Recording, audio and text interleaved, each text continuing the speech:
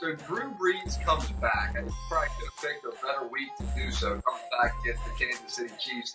How worried do we need to be right now about Brees headed into the playoffs based on the way that he played yesterday? Well, I looked at him yesterday, and he didn't look good. He looked hesitant. He didn't look 100% confident, and he just looked like he didn't have a good feel for the game. So if I'm Sean Payton, as much as I love Drew Brees, and I'm a guy, I've played with Drew Brees. I've known Drew Brees for a long time, and the thing about Drew Brees is he'll do anything he can to get back on that football field. He'll give his left arm. So when you're Sean Payton, when you're asking Drew Brees, are you 100%? Or can you play? Of course he's going to say yes, but it's up to the coach to kind of, tailor things back and say, hey, man, we're going to keep you out one more week, and we're going to allow Taysom to go out there and play for us. I'm not big on the two-quarterback approach, but this may be a special circumstance here where I think the two-quarterback approach may work as they get into the playoffs. He's just not throwing the ball like he once did. Brees, he loaded into one. This is the best defensive game plan that I've seen against the Saints. They sat so hard on all those underneath routes to start the game, and especially Kamara. KC was just playing everything so close to the line of scrimmage and taking away all the easy throws that Brees loves so much. And then when he loaded up, he just took a double crow hop into one, let it go, and it went about 45 yards. And I understand he's got about 15 broken ribs that he's battling through, but it went about 45 yards, and it was a little underthrown, and Emmanuel Sanders caught the ball down the field. But if I'm a defensive coordinator, I would live with that all day, Rodney. I don't know about you. I would play up around the line. I'm just daring them to throw one of those up one-on-one. I'll take my chances with that all day long playing this Saints team right now. Absolutely, Jack, and I think that's the defensive game plan moving forward. These defensive coordinators, they watch tape, they talk, they communicate, and once they see that guys are sitting down, forcing Drew Brees to throw the ball down the field, trying to take away Alvin Kamara out of the backfield. And, one guy that I just continue to look at is just Jared Cook. I think he could really be outstanding. And I know over the years, a lot of people have said this, why can't this guy go to that next level? But he is such a big target. Once they get Michael Thomas back, if they get him back in the playoffs, that's going to really help Drew Brees because it doesn't matter how he's covered. Drew Brees always feels like he has an opportunity to get him the ball. So, once he gets back, that should help the brace. It should brace the fall a little bit for Drew Brees. It should. Let's hear from Sean Payton. Let's hear from Drew Brees after a tough loss. It's just coming back against Kansas City. You're going to have to score 30-plus to go try to get a win. It's a tough game to come back with all those broken ribs. But here we're coach and quarterback after a close one. Offensively, we didn't start real well, and so it's hard to just – obviously you can point to one position, but I felt like our third down numbers weren't good enough today. I didn't feel like we ran the ball efficiently when we tried. Give Kansas City credit. We battled back in the game, but you've got to be better on third down. And when you're not, you don't have those attempts. You don't have the snaps, the time of possession, all the things you need against a good offense like that. We talk about time of possession in a game like this, and that includes converting third down. So overall, offensively, we weren't very sharp. I still have a little ways to go. I'll be honest. I think there's some things that I'm still kind of working on, but it is what it is. Are you 100%? No. But Jack, that's my point, Jack. If you're not 100%. If you're not 100%, then why are you even out there on a football field? To me, it wasn't really fair, Drew Brees, and I love his competitive spirit. I love the fact that he wants to be back out there. But if he's 80% and Taysom Hill is 100%, go with Taysom Hill, give Drew Brees another week or so to get healthy, to get more reps into practice because we're so used to Drew Brees coming back and all of a sudden he fits right into offense. He's productive. He's making plays. But this year is just different. He's gotten a little older. He's beat up. And I just think that he has to be more honest with Sean Payton, because it's not about him at this point in time. It's about the entire team. So if you're not 100%, why do you stay in there? And I understand, I respect the fact that he's tough as nails and he wants to be out there for his team. But 80% Drew Brees is not better than 100% Taysom Hill. And then you think about this, and this is my last point. Sean Payton said our offense wasn't on the same page. It's because when you have Taysom Hill and you have Drew Brees, you have to run two different offenses. And now the players have to adjust to Taysom Hill and the offense that they run, or when Drew Brees is in there. So, of course, you're not going to be on the same page because you have two different offenses, Jack. And also, Taysom Hill's a key part of the offense when Brees is playing quarterback. So now Taysom Hill has to readjust from being the true full-time quarterback of the Saints to now this tight end, fullback, special teams player. I mean, they throw him the ball often, and then he still comes in and he runs essentially the red zone offense for the Saints, where he takes the snap and he's doing all the read option stuff, and typically he's running the ball in. So he still has all these multiple roles that he's had 4 or so weeks off of that he's trying to readjust and get back into. I just don't know that New Orleans would scare me very much right now going into the playoffs, especially if they have to go through Green Bay with a beat-up team, with a beat-up Drew Brees, with a beat-up Michael Thomas.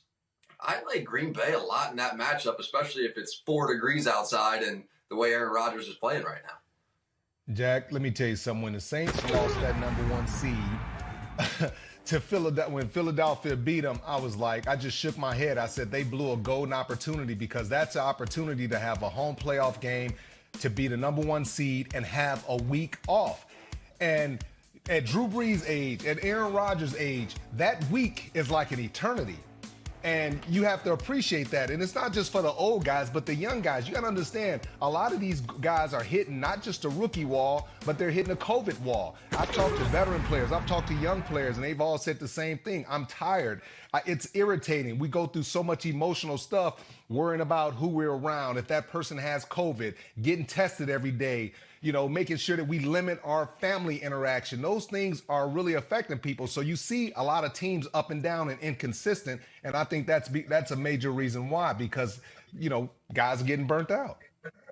Let's get into 2 other quarterbacks that have been around this league for a minute, 2 great quarterbacks. Matt Ryan had another big lead built over Tom Brady. I know we've seen this movie before, and all of a sudden Brady pulls out the sequel. How did Tom get back into that game? This may be the most complete offensive performance that we've seen from the Bucs all 2020. Yeah, it was so weird, man, because the first half, it was like Tom was completely off. And I think that's what Bruce Arians was talking about. We can't go into the playoffs, having one half where we look terrible and then all of a sudden having a half where we look incredible. Tom had like 70 yards in the first half, and then he came back and threw for 320. But it's 2 things. It's experience with Tom Brady and it's composure. Because Tom, when he struggled in the first half, he never panicked. And that's the experience of Tom Brady. And Bruce Arians know it. I think another situation, they didn't have their running back. They didn't have their starting running back. When you don't have your starting running back, now you have to go to Leonard Fournette, who came in and gave them a spark and gave them some tough running. But, I look and I was like, wow, Tom Brady still has it. Now, just think if they could put 4 quarters together like that, Jack, this could really be a dangerous team. Complete's not the right word in the sense of the game, but complete in the sense of Tom finally finding all the weapons. When Antonio Brown caught that touchdown down the sideline, one of the real standout moments of that game to me was watching the hug between Brady and AB. That said everything you need to know about their relationship. And this still looks like the same Antonio Brown to me. I was wondering if he would look a step slower, not quite as quick. His routes wouldn't be as crisp. If he wouldn't have any chemistry with Tom. But they have had such a limited amount of time to work together. And if they get right come playoff time, Godwin, Mike Evans had huge games. We've seen Gronk stay healthy now. Is it the same Gronk as he was in his complete prime in New England? Maybe not. But he's good for 3 or 4 seam balls a game. He's good in the red zone. And if he can just bring a little bit of that, they have enough dynamic playmakers on the outside and size on the outside, namely Mike Evans, that I think this is an offense that can get really dangerous. If they find that chemistry and find that flow, which they seem to be doing at the perfect time, it's funny. It almost feels like getting behind and having to come back and just put the ball in Brady's hand and let him go do his thing. It might have been the best thing for this passing game. It might just be that spark they need running right into the playoffs. Absolutely. You talk about Gronk, and you make an excellent point because Gronk is at a point in time in his career where he doesn't have to carry the offense. Where when he was with New England, Tom carried the offense. Now he has other guys, and like you talked about, you make a really good point, Jack. 3 or 4 receptions, you know they're going to be a couple plays down the field. You know he's going to run over a couple guys. He's going to make a statement. He's going to catch a red zone touchdown, and that's all they need from him. You're going to eventually get Ronald Jones back. Devin White, I mean, he was outstanding yet last night on the football field. 12 tackles, 3 sacks. If they can continue to get that type of performance from the linebackers, Antoine Whitfield made some plays. And even at the cornerback position where they've struggled in zone and some man-to-man coverage, they're at least out there competing. So I like what they're doing. And like Bruce Arians said, if they can put it together, Jack, here in the next couple weeks, playing 4 quarters going into the playoffs, I don't know many teams would like to go out and play against Tampa. I agree. And the weakness that we've seen especially is when they played New Orleans. New Orleans has been the worst matchup for Tampa. But it seems to me like two teams that are trending in opposite directions. Seems like Tampa's coming together. They're starting to figure out a rhythm and a flow, and all of a sudden Brady looks like he's been playing with these guys for 5 or 6 years like he looked like with all of his receivers in New England. In New Orleans, looks like they may have a quarterback controversy heading into late December. So I don't know that I'm a huge believer that New Orleans could do the same kind of damage that they did to Tampa the first time around. And if they can, I mean, it's entirely possible these two could meet again. And if they did, I don't think it's going to be that 38-3 or whatever it was kind of blowout. I can't anticipate that they could do that to Brady once again. What do you think? Why is that such a tough matchup for this Bucs team this year? Anything in particular there that you see? You know what? I think what it is when you look at the Saints front four, they get after you. And they did a heck of a job against Patrick Mahomes. They got after Patrick Mahomes. I think they had only like 3 sacks, but Trey Hendrickson, Cameron Jordan before he got kicked out. And by the way, Cameron, you know you can't get kicked out. You're the best player on the defensive side of the ball. You have to stay in the game. Don't take the bait.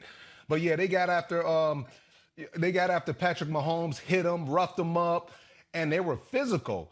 And if you can get after Patrick Mahomes, and if you can limit the big plays, Tyreek, when I say big plays, I'm talking about 40, 50, 60 yards down the field. If you keep everything in front of you, and I always say this, Jack, make them go the long, hard way. 10, 12, 14 play drives. Forget about 3 plays and it's a 65-yard touchdown. You have to make them go the long, hard way. The defense played a heck of a lot better, and they were ready to play compared to what they showed last week against the Philadelphia Eagles. So I still believe that this is one of the top defenses in the league, one of the top 5 defenses in the league. That won't change my mind. And I think they can bring a lot of positive encouragement from the way they played the Chiefs this past week. It was workmanlike from Patrick Mahomes and this offense. And it's something to see when they can, we've seen the explosion days where they just go off and Mahomes throws for 400-plus yards and Tyreek Hill goes for 200-plus and they get the ball going down the field to Kelsey and all the things they can do. But when they can win a grinded-out kind of game like this, that's what you have to do come late January football and these Super Bowl runs. And now that you've seen they can win both of those ways, it seems like the last few weeks we've seen Kansas City really be able to grind out those wins. That's just championship DNA. It's what you'd expect from an Andy Reid coach team. Speaking of championship DNA, go ahead, Rod. Jack, can I ask you one? I want to ask you one question because this is something that Coach Dungy, Chris Sims, and we talk about. And they look at the Chiefs.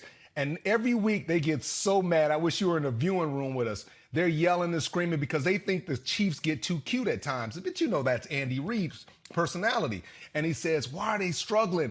See, to me, I don't question that. To me, I look at it and saying, you know what? These guys are winning in so many different ways. They're preparing themselves for a nice playoff run. And what they feel to realize is when you're going for back-to-back titles, you're going to get people's best shot every single week.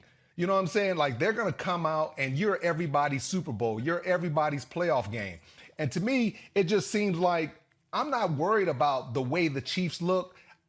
I just know that each experience is just more wealth of knowledge going into the playoffs. And I think that's going to help them. What do you think? Well, I continue to be a little bit more of a believer in their defense. And if they can just get a handful of stops, you always know that their offense is going to take over. And this defense just shows up in those special moments. They do just enough to get a handful of stops.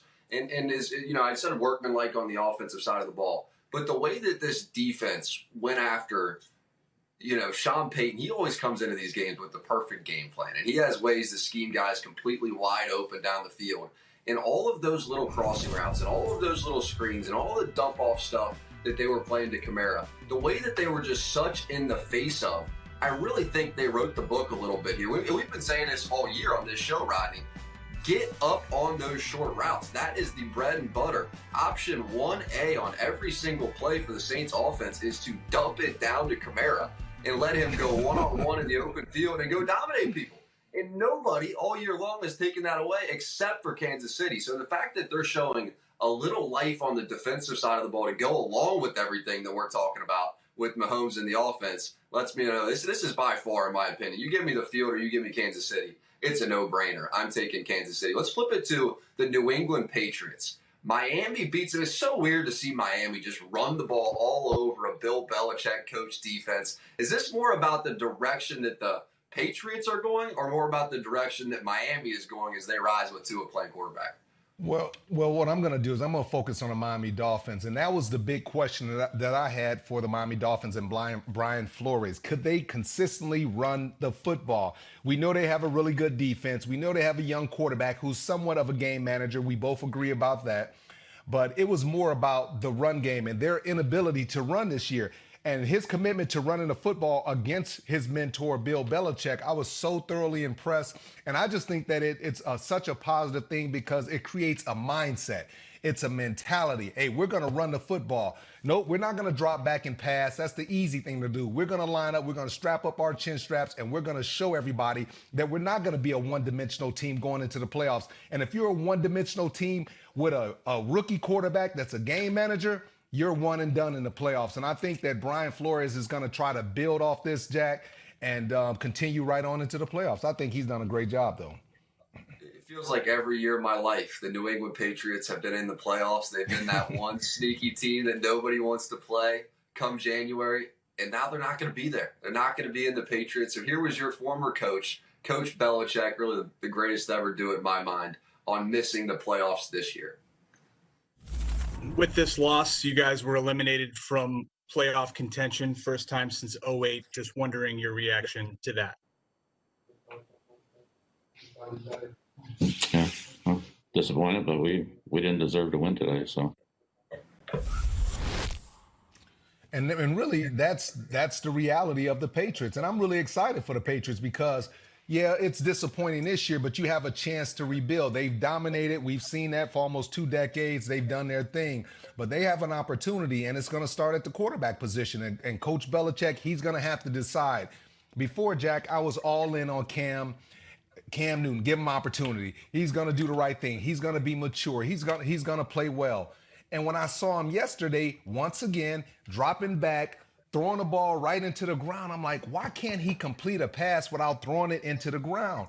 So I think Belichick's going to have to really get on his horse and get these guys, bring some more talent in and figure out where the quarterback position is going because Cam is not the answer as much as I love him.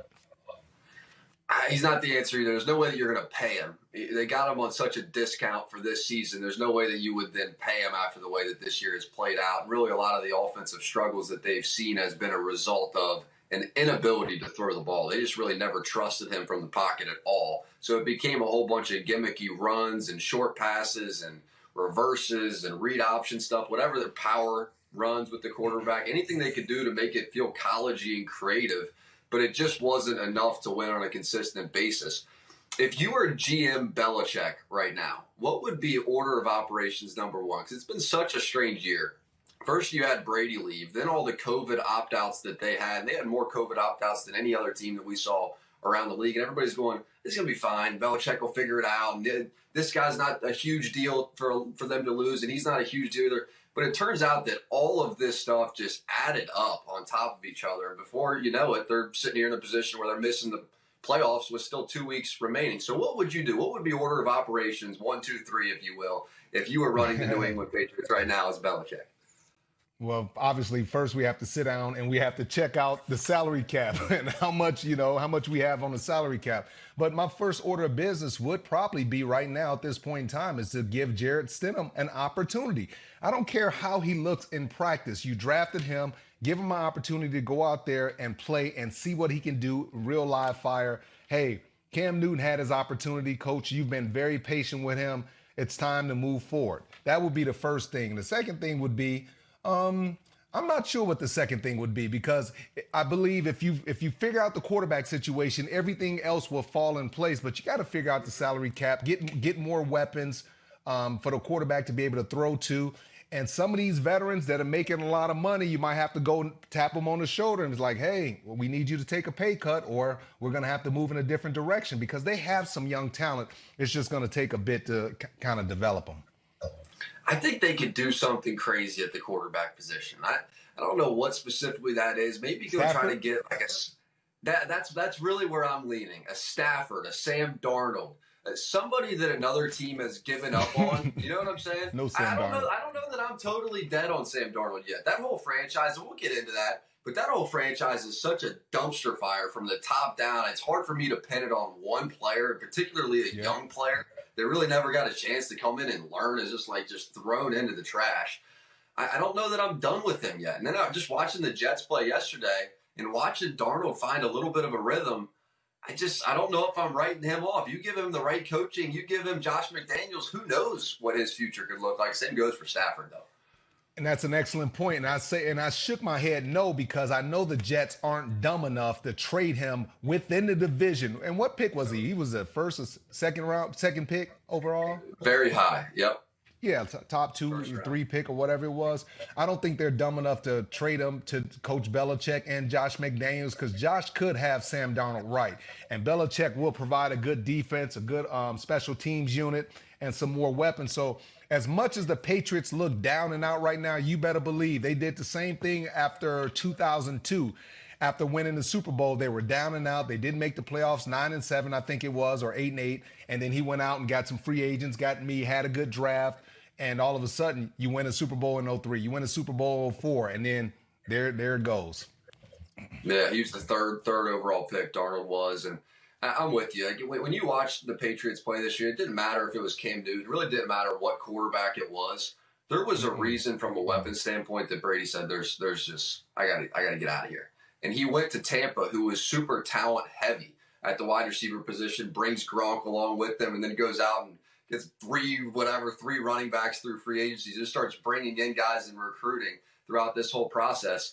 So it's just a team that missed on N'Keal Harry and hasn't been able to figure their way out into talent ever since then. Let's get to a number 1 overall pick, though. Kyler Murray. How much fun was this game to watch yesterday? The Eagles, Hurts, Kyler Murray on the field at the same time. It went all the way down to the wire. You got the feeling that these are two quarterbacks that are going to be around the NFL for a long, long time. Who was the most impressive as you sat down and watched this game yesterday? Well, who was the most impressive? I would say Jalen Hurts was probably the most impressive, and Kyler Murray was absolutely outstanding. But I'm talking about a guy, his second start with, coming off a heck of a game. He comes back and he plays extremely well. And the key that I want you to watch is the 0 interceptions, 63 yards rushing. It's something about Jalen Hurts, the leadership, the feel for the pocket, just his knowledge, the instincts, everything that he does. It just looks better than Carson Wentz. It flows better. It's smoother. And these guys are playing at a high level because of Jalen Hurts and his humility and his work ethic and his mindset and the way he celebrates and interacts with the other players. They got issues with Carson Wentz because there's no way Carson Wentz is going to get his starting job back. Carson Wentz is another one of those quarterbacks that's going to be bouncing around, and who's going to have interest in Carson Wentz? Like, could a Carson Wentz ever end up at a place like New England? You know what I mean? Like, I think those are the kind of names, not to tie two conversations together, but to tie two conversations together. I think New England's going to be looking for one of those sort of names, and for Carson Wentz, that would be best case scenario across the board. But back to this game yesterday. Every time I watch Kyler Murray, his ability to just dismantle a pass rush solely with his legs. And sometimes he runs to run, but a lot of times he runs to bootleg and throw on the run. And he throws more accurately than I feel like anybody I see. And he's moving. I mean, you know how quick he is. He is flying. And then he just throws the ball in a P, and it's right on the money. And sometimes he'll reset his feet. And he got to that second throwing location so fast that he still has 2 or 3 seconds to set his feet and look around and go hit somebody. And And then you put this Arizona pass rush. They just destroyed Daniel Jones a week ago. You remember Hassan Reddick with those 5 sacks. And then they come back this week and go get another 6 sacks against the mobile quarterback. So the combination of Kyler Murray, this offense, and what this pass rush, Arizona becoming a bit of a dangerous team, lingering right there in that wild card spot. Yeah, and you look at Larry Fitzgerald coming back. He made a few catches, and I think the biggest difference in the offense was DeAndre Hopkins making big plays down the field. Kyler Murray is a different quarterback when they're connecting down the field. Obviously, the run game, you got Dan Arnold, Max Williams, the tight ends catching passes and things like that. But I was really impressed with Kyler Murray because he didn't have a lot of yards rushing, but he was still patient enough to get outside the pocket and not just take off, but continue to throw the ball. And I mean, over 400 yards passing that against a really good Eagles front and a Eagles defense that plays extremely hard. I was impressed with Kyler Murray. So when you ask me who was I more impressed with, of course it has to be Jalen Hurts because he's making his second start. Mm-hmm. Yeah, I'm with you. And he already looks so much better than Wentz, and he has zero experience playing in this league. And DeAndre Hopkins, this is the first year of those two working together. This is going to be the biggest year of DeAndre Hopkins' career.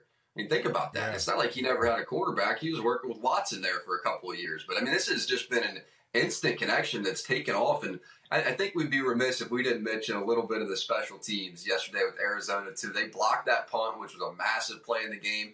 And then also the fake punt. That's the one that I'm drawn to. That punter he was about to drop his foot on that thing. And that fullback releases right up the field. And that punter just put a dime right over the shoulder for that. And that was a huge first down for them to go win that game. That game was super tight right there at the end. You remember both those plays were huge. Hey, I got to ask you a question now. Do you have any problem with Carson Wentz putting out there that he doesn't want to be a backup and that, he can't see himself as a backup? Or should he just shut up? He had his opportunity and just support the quarterback that's in front of him, because that's what Jalen Hurts ultimately did when Carson Wentz was the starting quarterback. He supported him, and now all of a sudden you see Carson Wentz and his camp leaking information to the media saying that he doesn't want to be a backup. I have a problem with that because this is not the time, especially when you're in a fight, to try to win a division.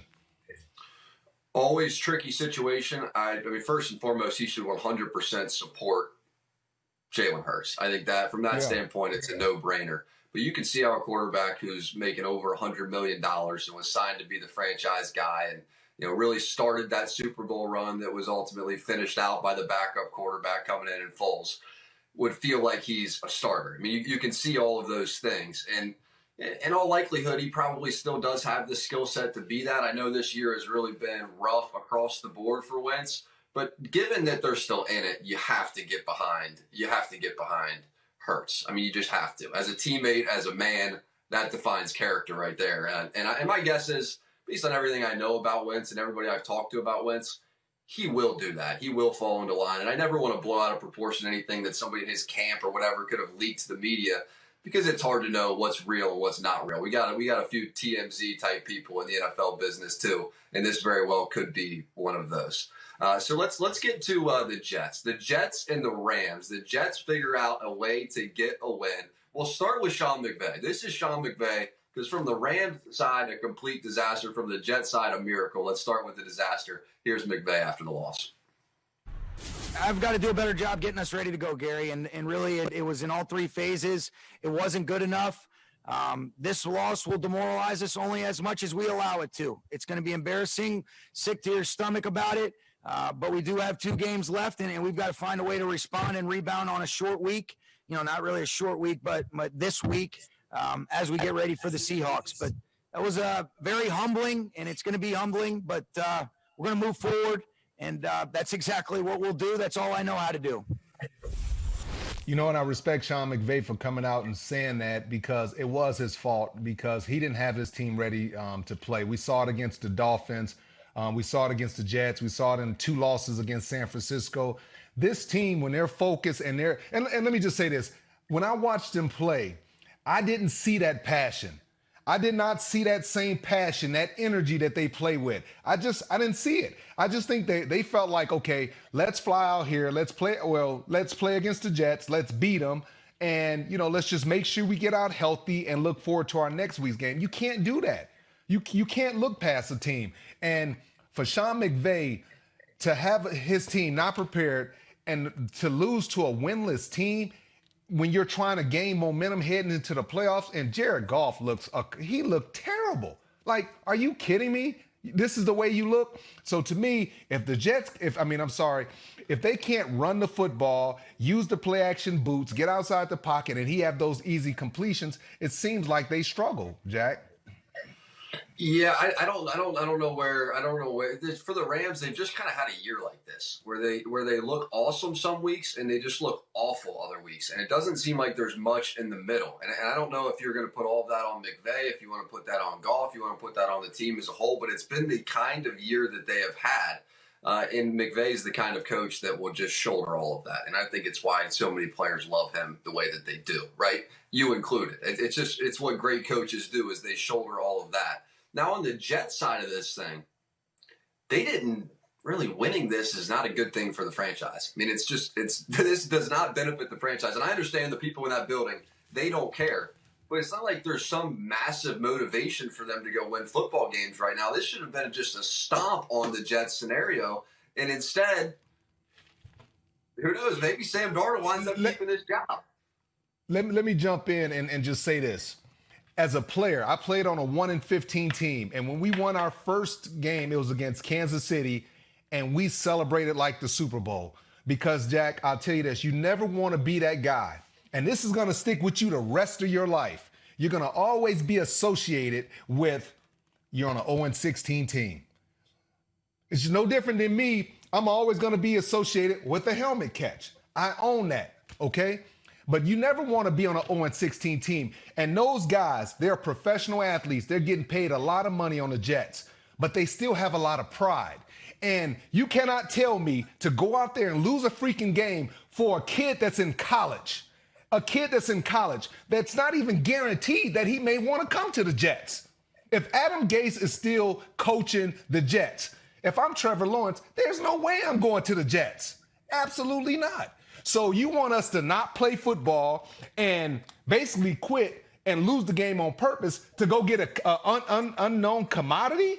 No, how many times have we seen these kids come in first pick, second pick, third pick and struggle? Look at Mitchell Trubisky. Look at Sam Darnold. Look at the inconsistency of those guys. So no, you don't want to be part of a team 0-16 team. And I commend the Jets, those young men, for going out there playing so hard, winning a football game. I totally hear you. And he's not a perfect prospect. There's no such thing as a perfect prospect, but he's pretty damn close. Talking about Trevor Lawrence, he's no Mitch Trubisky, and it's not going to be a long time before somebody else comes around like Trevor Lawrence. The Jets are going to be able to pick. Look how happy they are, Jack. Look how happy they are, brother. Look rightfully so, man. And rightfully so. Look at Trevor Lawrence down there in the front. He's dressed up like, what's that, the leprechaun? There we go. Even if it's not the leprechaun, I'm act like this. After the way he beat the Irish this weekend. But Trevor Lawrence, man, I think he would be much more likely, and we've discussed this a bit, I think he'd be much more likely to go to Jacksonville than I do the New York Jets. He's from the South. Why? I just think it's going to be hard to convince. You ever been to Clemson, South Carolina? That is a unique place in the world now. I have not, but I've driven past it on my way to University of South Carolina where my daughter used to go. Yeah. Yeah, it's just a unique place in the world. I mean, it's deep south, and I just think that Jacksonville environment would be more similar to what he's used to than going up and being in the city, especially with the Jets. I just don't see him fitting in the Jets building, and ultimately what I think he would have done is gone back. You can understand, his best friends are Dabo Swinney's kids, right? So all he does is spend time around Dabo Swinney 24/7, so nobody has his ear like Dabo Swinney. And my guess is that Dabo has been planting little seeds about, can you imagine if you were the winningest quarterback? Can you imagine if you won a Heisman Trophy here at Clemson? Can you imagine if we would get another national championship? What about Travis Etienne? He could have been a first-round draft pick. He goes back to Clemson. All these assistant coaches over the years that could have a head coaching job there, they go back to Clemson. That is the environment. That is the standard down there. And honestly, let me just say this. He goes right along with it. I really think that. Let me just say this. This is a business. And you think about if he goes to Jacksonville And I don't care if he starts 8-0. It's Jacksonville. Nobody cares. You're in New York. Now, to me, you win the Heisman, you go to New York, you turn this ship around, all of a sudden you're 4-12, and then 8-8, and then 10-6, and 12-4. You turn this thing around. To me, that's when I'm really thoroughly impressed. But from a business standpoint, the type of money that he could stand to make in New York and become basically the king of New York if he turns this thing around compared to going to Jacksonville, I don't know. As long as Adam Gase is not my head coach, I wouldn't mind going to the Jets and playing in New York and playing against Belichick and playing against Josh Allen. That's what I would want to do. That's just me personally. And Miami's getting pretty damn good too. That could be, you got to expect it. You got to expect that New England's going to turn it around quickly. I mean, if they figure, it's just Belichick. At some point, Belichick's going to find somebody at the quarterback position he can win with. Their skill position's going to get better, and they're going to play great defense. So New England, whether it's 1 year, 2 years, whatever the case may be, they're going to be back. The Bills may very well make it to the Super Bowl this year. I mean, the way Josh Allen's playing right now, he could be the MVP. Like, he has just been off the charts the way he's playing lately. And McDermott, the way he has the defense rolling, Stephon Diggs coming in. I mean, this is a really talented. Tua is only going to get better. So this is really a great division that he would be going into. I think the way that you should do it, if you do want Trevor Lawrence to come to the Jets, is involve him in all the decisions. Hey, we're moving on from Gase. What kind of a coach do you think you'd click well with? Who would be perfect? I think if you took that approach and maybe do it through Dabo, involve Dabo. Who would be? What if it was Dabo? What if it was Dabo? Why couldn't you offer him $15 million a year to come? Why not? You could. Right? See, is that crazy, Jack? Now you're getting into the fun stuff there. And I think you could. The problem is right now in college football, the rich get richer and richer and richer. And there's nobody richer than Dabo Swinney other than maybe Saban. It's pretty easy to win. I mean, it's not very hard to go beat the ACC when you have the kind of talent that Dabo Swinney has. So he kind of rolls through that schedule every year and then just has to win, 2 tough games down the stretch. You go play in the AFC East, like we're saying, that's a whole different ball game come the fall. Well, I mean, do you think he's willing to sacrifice that, or his situation is just so sweet in college with the private planes and everything's paid for and he's the king of Clemson? Yeah, you're right. Just stay. I don't know that it's impossible to talk him out of it. Having Trevor Lawrence and the relationship that I know those two have would be an added benefit. And he could win in the NFL. I have no doubt. He clicks with players like few coaches that I've seen. He could win anywhere. Think about all the young players. Think about all the young players from Alabama, just all across the country, that they have so much respect for Dabo. So he knows most of these young guys coming. So to me, if I'm the Jets, man, I'm opening up if you give Adam Gase a head coaching job, matter of fact, 2 head coaching jobs, one with the Dolphins and one with the Jets, I would break the bank to get Dabo Swinney. That's just him as a man, his influence, what he stands for, his energy, and his ability, like you said, to get players to play for him. Just a thought. Hi, I'm Mike Tirico, and thanks for watching.